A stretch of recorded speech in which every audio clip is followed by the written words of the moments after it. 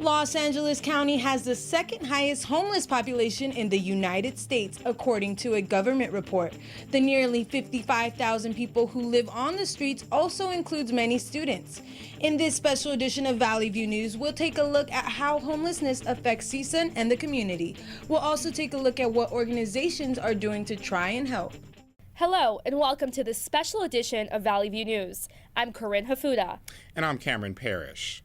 The homeless epidemic is getting worse in Los Angeles, according to the Los Angeles Homeless Services Authority. Homelessness increased by 23% since 2016. More than 57,000 people experience homelessness on any given night. Of the thousands, 8% are veterans and 19% are believed to be substance users. 10% of CSU students throughout the 23 campuses are homeless, according to a study done by the California State University System in 2015. Each CSU has its own emergency plan for dealing with homeless students. Jeffrey Klaus, Vice President for Student Life at Cal State Long Beach, says they're providing 2 rooms for emergency student housing. We now have 3 beds in each of the rooms. And then we've basically worked out an arrangement that if there are additional rooms available, that we'll pay a certain amount. The way we did it this year is we actually paid for the 2 rooms out of our emergency program. In the Los Angeles Unified School District, there are at least 18,000 students designated as homeless. Steve Zimmer, advisor for education policy for the city of Los Angeles, says the CSU system gets a good number of those homeless students who want to attend college. At least 200 to 300 of those students every year go into the CSU system, if not more. CSUN has its own programs for keeping students from living on the streets and experiencing food insecurity. For obvious reasons, some students declined an on-camera interview for our reports on homelessness. But we're still doing our best to point out the housing challenges faced by some college students and other people.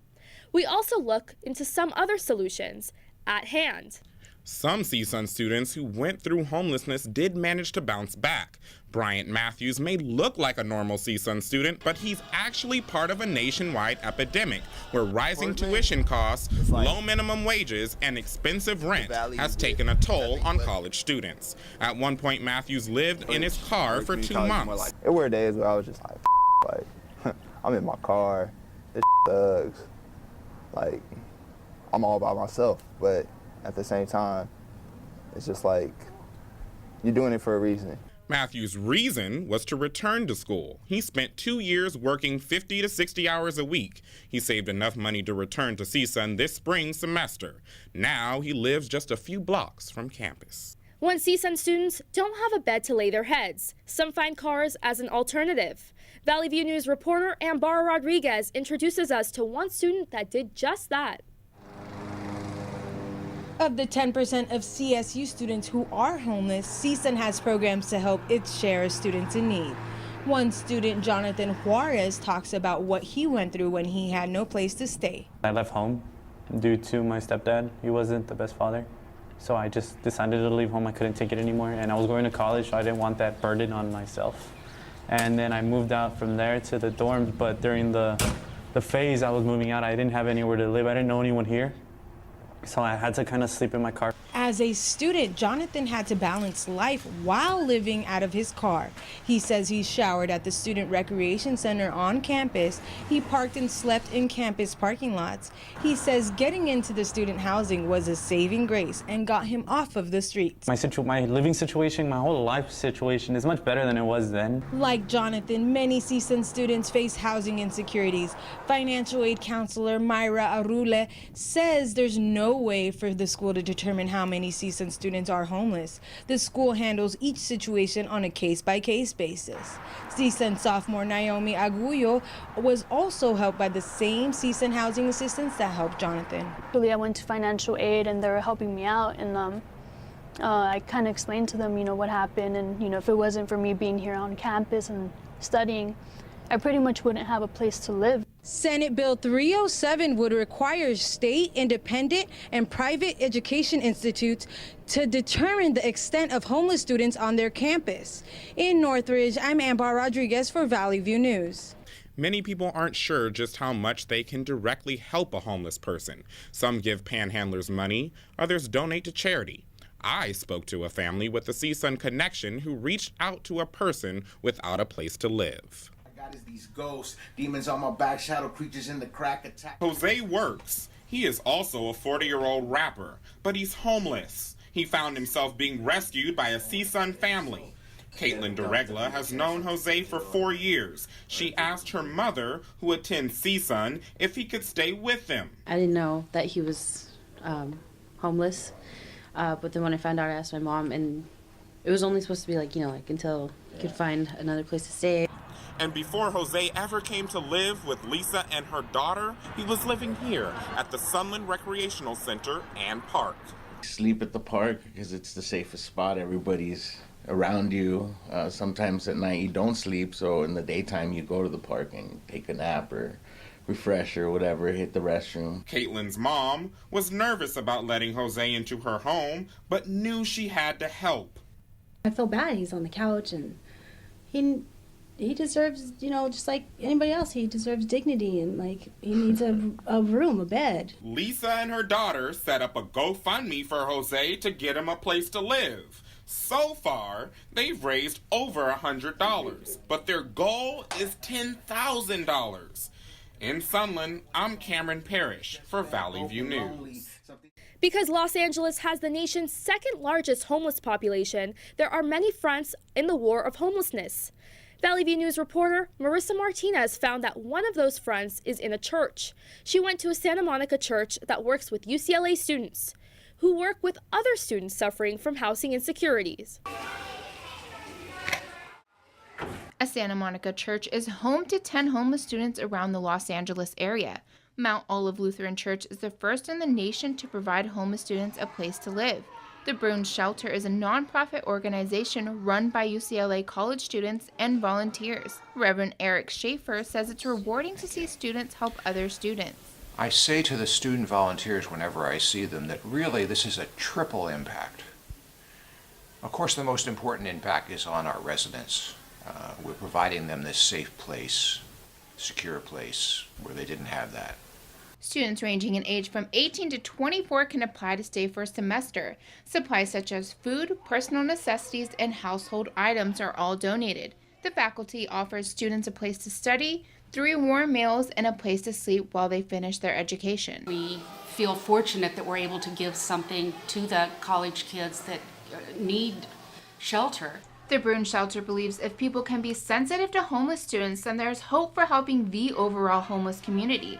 Schaefer is confident this will set an example for organizations nationwide to provide shelter for students who are in need. We're an example. We hope that maybe by next year there'll be 100 shelters just like this around the country. Maybe there'll be 1,000 sooner or later. We'd love that. It's estimated that there's a number of homeless students rising. Many individuals are too embarrassed to admit their living situation. Meanwhile, the shelter is seeking a financial increase for support via contributions to their website. In Santa Monica, I'm Marissa Martinez, Valley View News. Still to come, we'll introduce you to the people behind an organization providing feminine hygiene products to homeless women. Plus, an on-campus resource that is supposed to make sure no student goes hungry. I'm a single mother, and I was the main one working, so I never thought that I could go back to school,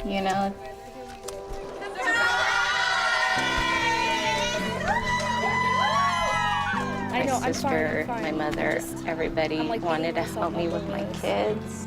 I could not have gotten my diploma without my family. Find free adult education classes near you at finishyourdiploma.org. I'm freaking out.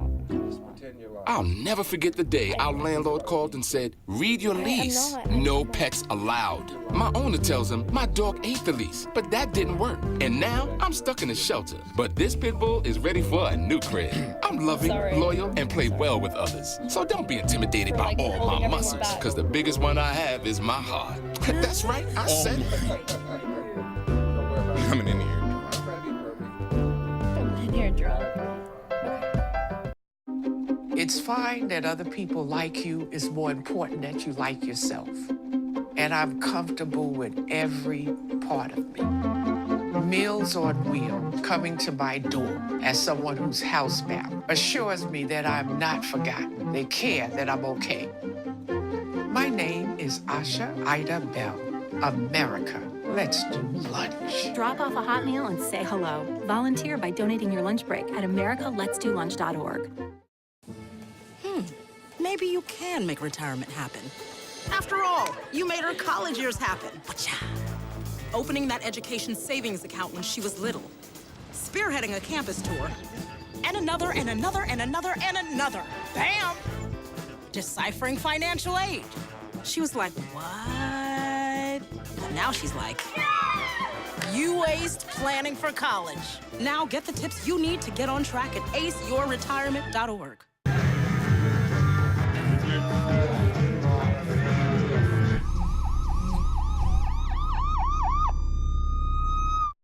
Homeless women face one major problem not faced by men, and it's a problem most people don't know about. Many homeless women lack access to feminine hygiene products. Valley View News reporter Shannon Osborne found that some government assistance programs are actually an obstacle to homeless women getting help with sanitary products. Due to high costs, not all women can afford feminine hygiene products. Erin Riley explains what's missing from government assistance programs. The fact that tampons and pads and other things that females need as basic necessities aren't covered by government services, that's really something that's lacking. Homeless women struggle daily just to obtain sanitary feminine hygiene products because it's labeled a luxury item. Alicia Monroe and her sister began their campaign to help women stay clean. So together we got together with the community and asked for feminine hygiene. And we do weekly outreach on Wednesday nights with North Valley Caring Services, and we made the hygiene packs, and we would go into homeless camps, ways into the parks, and give it to females on the street. A woman averagely spends about $150 a year on hygiene products. Donna Sullivan is a homeless volunteer who enjoys helping others. As a woman, to feel clean, to feel like you don't have to worry about smelling. A woman can't help it. She's going to have her period. You know, and most women on the street are younger. Sullivan knows the struggle of homelessness herself. Well, I'm homeless, and I do it to be of service to others. I've been homeless over 5 years, and I've been working with sisters on the street for over a year, and I'm not young. I'm 60 years old, and it takes its toll. You know, I've aged tremendously in 5 years. I used to help homeless people even before I became homeless. I thought I knew what they were experiencing, but I had no idea. Feminine hygiene products are needs for many women. Though they are actually considered non-essential luxury goods that are highly taxed by the government, including things such as clothes and bras. The Sisters on the Street is a volunteer organization that comes to Homeless Connect Days offering free items to women who cannot afford them. I'm Shannon Osborne in Encino for Valley View News. Socks are the #1 clothing item requested by people living in homeless shelters. To help with the demand, the Lancaster Public Library held its second sock drive last week. About 65 people showed up to get socks, clothes, blankets, water, and lunch snacks. Librarian Ashley Abrams says they also provide other needed services. You might not always know where to go, but when they come here, they can visit all of the different providers in one place and hopefully help them out with housing, mental health, public health. The next sock drive at the Lancaster Public Library is April 23rd. Many mentally ill individuals end up unemployed because they're unable to get the proper care. Valley View News reporter Andrena Serrano spoke to a man in his 20s who ended up on the streets because he couldn't afford psychiatric treatment. 1 in 5 adults in America experience mental illness. 1 in 25 experience such extreme cases that it inhibits their ability to complete major life activities. As a result, many wind up unemployed and ultimately homeless.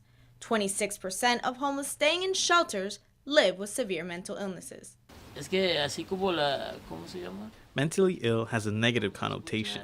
People assume you're crazy and just won't help. According to the U.S. Conference of Mayors, mental illness and the lack of needed services is listed as the 4th leading cause for homelessness. It even beat out substance abuse, which came in at number 5. Christian feels it's the lack of knowledge about mental illnesses that is to blame. Some people who become homeless end up in that situation because they do have a mental illness and do not get hired to get a job. Many job applications require you to disclose any medications you consume prior to a drug test. Disclosing this information allows employers to distinguish candidates who take medication for a mental illness. This unwillingness to hire is contributing to the rising number of homeless in LA, a staggering 57,794. We do receive a lot of homeless people with mental illnesses, and we have them here because they don't have a place to go where they have care. Severe mental illnesses cost America $193 billion a year in lost wages. Investing in free mental health services could reduce these costs. For Valley View News, I'm Andrea Serrano. People suffering housing insecurities or homelessness often deal with stereotypes about why they're in that situation. Valley View News reporter Lauren Turner Dunn spoke to some folks who live along the LA River. Let's see. I've been chasing my boyfriend for about 3 years now. Charlene has been homeless for 3 years, trying to take care of her boyfriend who is also homeless and has a drug problem. The assumption mainly is people are homeless because they're drug addicts or lazy, but that's not true with everybody. A lot of people out here are actually out here because they're struggling, you know, and then there's the ones that just don't fit in. Charlene and her boyfriend Scotty live here near the LA River. Jackie is also homeless and living with her boyfriend. It's just about, I had a job and I was working and then kind of felt, I fell into some medical issues and kind of, ended up, Henry has been on the streets for 16 years. After he lost his truck driving license, he couldn't afford to pay his rent. That was hard to do at first. The first time I ever had to sleep outside was in Baton Rouge. Although there are common misconceptions of why people are homeless, the real reasons vary individually. But I don't want to live with them. I want to live by myself. I could do what I want out here, and all I have to do is just maintain. At the end of the day, everybody has a different reason for being homeless. Mine is stupidity. If you're not married, you can't be together like in a room kind of thing. They house you separately, male and female. So it's like you might break up your relationship, and I think that's a deterrent for a lot of people too. There's Ralph's, there's Smart & Final. They throw away food that's still good at a certain time each day. I just go up there and I collect it. And CVS is forever. They put a black mark on their stuff and then they throw it away. Stuff's still good in the box. Or sometimes it's not even food. There's hygiene. We do what we can to get by. We recycle, and he helps put together bikes for people, and we're trying to get up and out, but it's hard. In Encino, I'm Lauren Turner Dunn for Valley View News. Just last week, a pair of ordinances to help homeless people get into housing quicker was proposed. A Los Angeles City Council committee moved forward with the proposals. These plans will help build permanent supportive housing and temporarily convert motels into housing. LA City lawyers are vetting both proposals. They'll bring the plans back to the committee for a final vote later. After that, the proposals go to the entire council for approval. CSUN's food pantry has resources to help students and faculty who can't afford basic daily meals. Valley View News reporter Rochelle Salas has more. CSUN offers many places students can grab a bite to eat on campus. But most places don't offer healthy or nutritional options. Even though these places are affordable, studies show that some students don't have the funds to eat on a daily basis. We don't want students being, hungry. It's, hard enough going through school without, having to, study on an empty stomach and sit through classes when you're starving to death. CSUN's food pantry is available to all students and faculty. Students can receive a week's worth of food by just showing their ID. The pantry offers dried and canned goods, as well as fresh produce. It helps struggling students who can't afford to have daily meals. In a sense, it benefits if you're short on money, and and instead of going towards fast food, you could get actual products to create your own. The food pantry is beneficial to students. They are able to get healthier food options at no cost. There are other resources that the pantry offers. They help students learn how to make meals with the food they get from the pantry. Our goal is to really provide more options that are nutritious, and one of the ways that we're doing that is not only by providing the food, but we're also providing the ways in how to cook the food. The food pantry is open for students every Wednesday and Thursday here at Laurel Hall. In Northridge, I'm Rochelle Salas for Valley View News. Children suffer from homelessness as well. The nonprofit organization Worthy of Love works with the Union Rescue Mission on Skid Row to celebrate the birthdays of homeless children. Be sure to tune in next week when I show you what this rooftop transforms into for the homeless children living here on Skid Row. In Los Angeles, I'm Tori Isaac for Valley View News. With the help from donations and the volunteers behind Worthy of Love, they try to make sure no homeless child within reach misses birthday celebrations. After the break, some of your favorite athletes may have been homeless at one point. We'll introduce you to them next. And Mayor Eric Garcetti says in a decade, street homelessness in LA could be a thing of the past. Stay with us.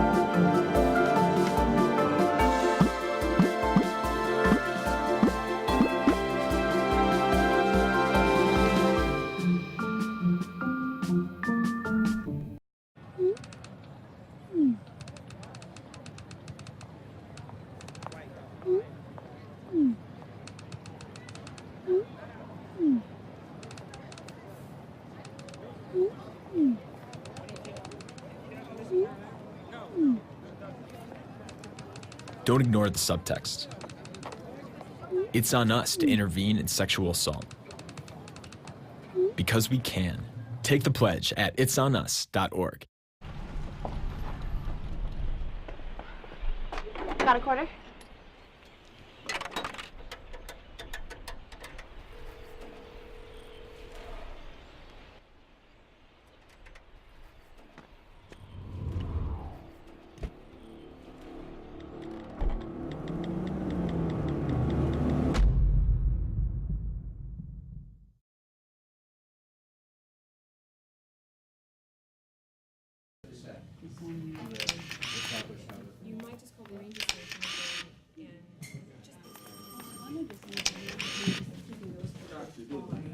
The movement, March for Our Lives, is taking over the country and Hollywood. It's interesting how those Parkland teenagers that survived the massacre made so much of a difference. Here's our entertainment reporter, Tori Isaac, and she has more. Mass shootings have always sparked outrage and calls for reform, but this most recent protest reached a new magnitude. Along with many thousands, celebs hit the streets to protest gun violence at the March for Our Lives demonstration across the United States last weekend. Celebrity attendees included Jennifer Hudson, rapper Common, Dear Evan Hansen star Ben Platt, Hamilton's Lin-Manuel Miranda, and Miley Cyrus. March for Our Lives was sparked by the shooting at Marjorie Stoneman Douglas High School in Parkland, Florida. 17 people were killed. 16 others were injured. George Clooney and his humanitarian lawyer wife, Amal, showed their support in D.C. The couple donated $500,000 to help organize the national protest. The money was given in the names of their 9-month-old twins, Ella and Alexander, along with a powerful statement on gun violence prevention, saying, "Our children's lives depend on it." Grammy Award winner Jennifer Hudson lost her mother, brother, and nephew in a home invasion and kidnapping almost 10 years ago. They were shot by her former brother-in-law. She described her experience and how she is connected to March for Our Lives. A day like this is almost like reliving it over and over again. So it's obviously something extremely close to home. It can happen to anybody, but to me, the saddest thing is no one ever reacts until it happens to them. And then it's too late. Hudson also said it's almost impossible to understand what the victims' families are going through unless you've been in it. And the King of Wakanda is no longer the king of the box office. Pacific Rim Uprising rose to take the top spot from Black Panther. It became the first film to end Black Panther's #1 streak. The Pacific Rim sequel grossed just above $28 million in its opening weekend. It didn't make as much as the original Pacific Rim did its opening weekend in 2013, but don't worry, Black Panther is still making millions at the box office. It earned about $17 million during its sixth week of release, and it's the highest grossing superhero movie of all time. That's all your entertainment news. I'm Tori Isaac. Before they became stars and elite athletes, many famous people saw their fair share and struggle at times of homelessness. Actor Jean-Claude Van Damme struggled to make ends meet by having 3 jobs while living on the streets. The star of the Oscar-nominated Best Picture, The Blind Side, Michael Oher, overcame a troubled childhood. He was also homeless at one point, but eventually became a star for the Baltimore Ravens. And the Boise State football star Antoine Turner lost his family's home during Hurricane Katrina. He went through homelessness while playing football for Cal State Fullerton, where for a time he lived in his girlfriend's car. Homelessness reaches all sectors of the population. March Madness is alive and moving, and so is Kansas. I need to know more. I want to know what happened. Thank you, Cameron.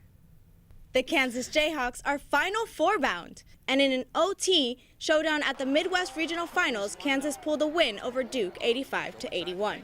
After the game, Jayhawks coach Bill Self said it was the best game he'd ever been a part of.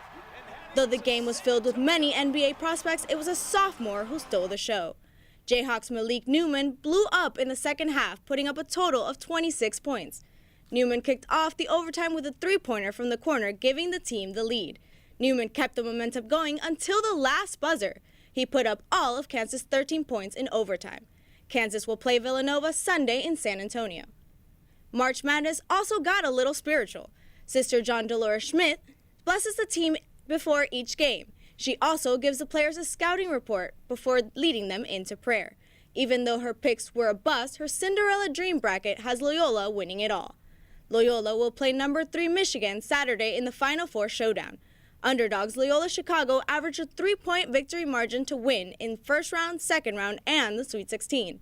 Last Saturday, Loyola beat Kansas 78-62.